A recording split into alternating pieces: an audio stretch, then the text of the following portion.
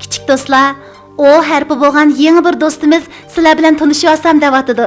Sizlar bu do'stinglarning har xil shakllari, so'zlardagi o'rni va yuqorida o'rganib o'tgan harflar bilan birlashib, qanday so'zlarni yasay oladiganligiga diqqat qilinglar. Qiynamsa, u do'stinglar kelib qoldi. Baş o.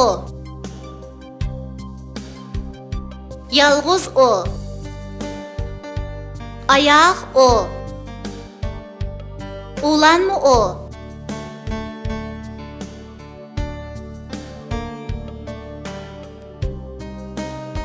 Osman jim o'ltir. O'qil solaman. Onta o'qilma, Yahya qo'rqaman. Dada doppatik, men doppa satay. Men radioba, sendichu. Menda uningdanmi yo'g'an radioba? Ishki radio naqshi aytdi, ishki bola quloq etdi. Sol qo'limda ot olaman, o'ng qo'limda cho'qimiz yeyman.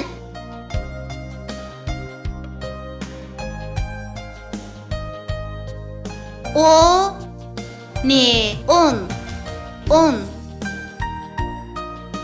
o te ot oga rani qo'ysak ora bo'ladi. O re ara ora.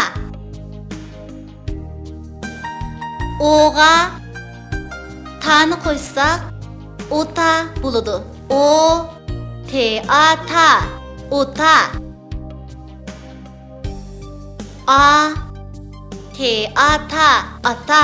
O te ot o teata ota. Ata ot ota.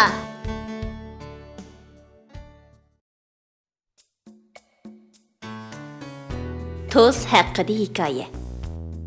Bir kuni quyosh ag'rib qolg'achqa uydan zodila chiqqili unumabdi. Quyosh chiqmasa hech bir jonliq ishini qilolmaydi ekan. Buningdan ajablangan Toz quyoshni yo'qlab berib, uning uyining oldida larzon usulga tushibdi.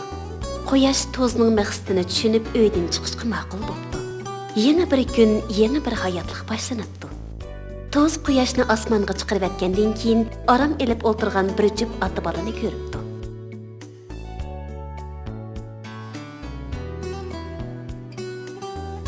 Oğlum, anladın mı?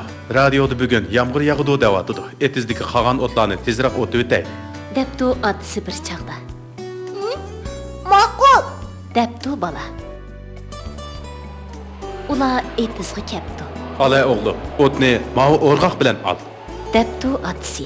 Birdamdan keyin rastıl yağmur yağıp ketibdi. Ota bola ishkaylan amalsiz uyiga qarab yo'l olibdi. Yağmur bag'ansira qattiq yig'ib ketibdi. Quyosh uydan chiqqaniga pushaymon qilib yig'lab ketibdi. Biroq har qancha qilsa-mu, bulutlar orasidan qaytib tushamabdi. Ota bola qizg'in paranglashib ketibsa, ularga heliqi Toz uchrab qopti. Toz ularga atdiganda quyoshni qanday qilib osmonga ib chiqqanligini so'zlab beribdi ekan, ular Tozga rahmat aytibdi va uni uyiga mehmon bo'lishga taklif qildi. Toz borolmaydiganligini aytib, ular bilan xo'shishibdi. Ota bola ikkisi uyiga qaytishibdi. Tozmu quyoshning yanada qattiq og'rib qolishidan ansirab, uni qaytirib akagili minibdi. Shunday qilib Toz quyoshning insonlarning yaqin do'sti bo'lib qopti.